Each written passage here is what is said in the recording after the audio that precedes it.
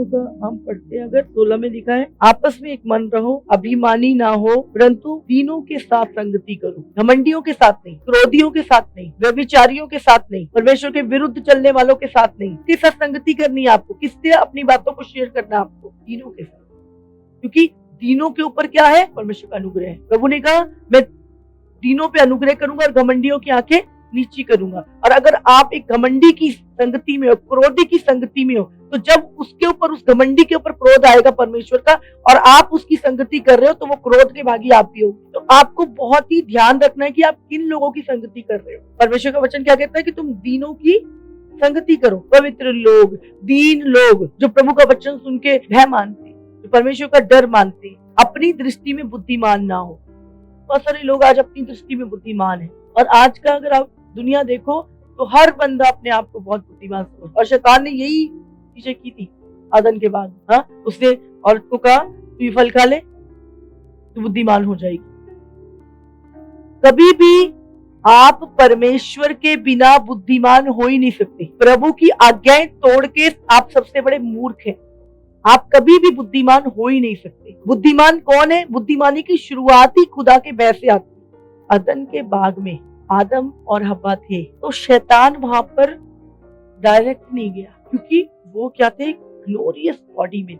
शैतान की इतनी औकात नहीं थी कि वो आदम और हव्वा के पास जा सके। उसने किसको भेजा? उसने सर्प से डील की, और सर्प को उसने उसके पास भेजा, और सर्प ने स्त्री से बातें की। समझ रहे? पीछे कौन है सर्प के? शैतान। समझ रहे? और सर्प ने जब उससे बातें की, शैतान का मकसद पूरा हुआ। वो सर्प क्या करता है?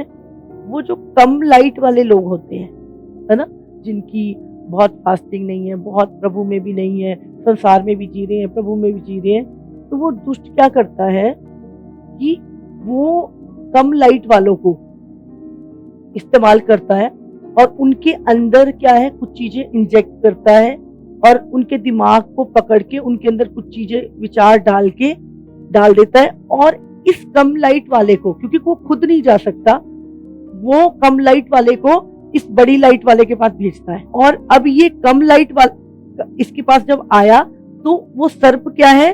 उस कम लाइट वाले के पीछे, क्योंकि उसने कंट्रोल कर रखा है ना उसके माइंड को, वो उसके पीछे आता है।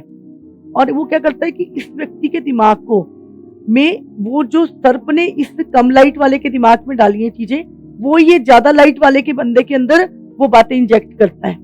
फिर क्या होता है? ये व्यक्ति जो है कुछ बातें करता है, कुछ परमेश्वर ने मुझसे ये बात की, परमेश्वर ने मुझे ये बोला, परमेश्वर ने ये कहा, परमेश्वर सचमुच प्रभु की ये इच्छा है मेरे लिए, मैं सचमुच प्रभु मुझसे बात कर रहा है। और ये बंदा इस बंदे को सारी चीजें बता देता है। और अब ये इसके पीछे कौन है? सर्प।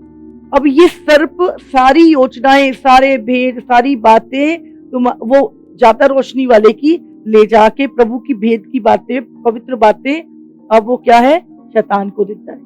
और वो शैतान के साथ जाके जब बताता है चीजें, तो शैतान क्या करता है? मसीहों के खिलाफ युक्तियां निकालता है। तो हमें बहुत ही चीजों को समझना है, किन लोगों की तुम संगति कर रहे हो। मैं तो 10 साल हो गए चर्च जा रहा हूँ, मेरा तो कुछ हुआ ही नहीं।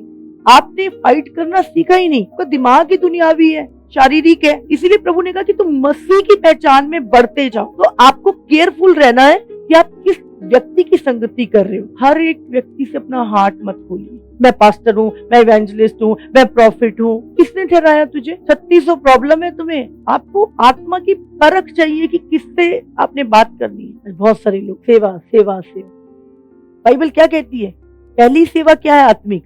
अपने शरीर जो अभिलाषाओं से भरे हैं, लालसाओं से भरे हैं, लालच से भरे हैं, इनको पहले क्रूस पे चढ़ा दे।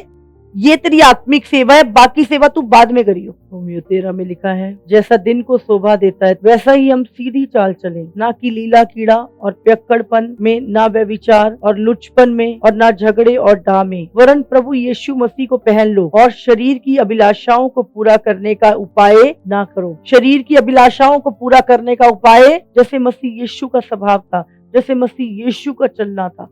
तैयार हो जो मैं आप बताऊं, ताकि आप शरीर वाले लोग मेरी बातों को ना समझ सकते हो, शरीर में चलने वाले ना आपको समझ में आएंगे। बहुत सारे लोग ढीठ हो गए, उनको किसी बात का कोई फर्क नहीं हो। आपको सीरियस होना है, परमेश्वर को ठट्ठों में नहीं उड़ाना, प्रभु की बातों को ठट्ठों में नहीं उड़ाना। मजाक नहीं है। यीशु मसीह स्वर्ग छोड़ के इतना बड़ा बलिदान प्रभु ने हमारे लिए दिया, और आज हम मस्त है दुनिया के कामों में, दुनिया की चीजों में।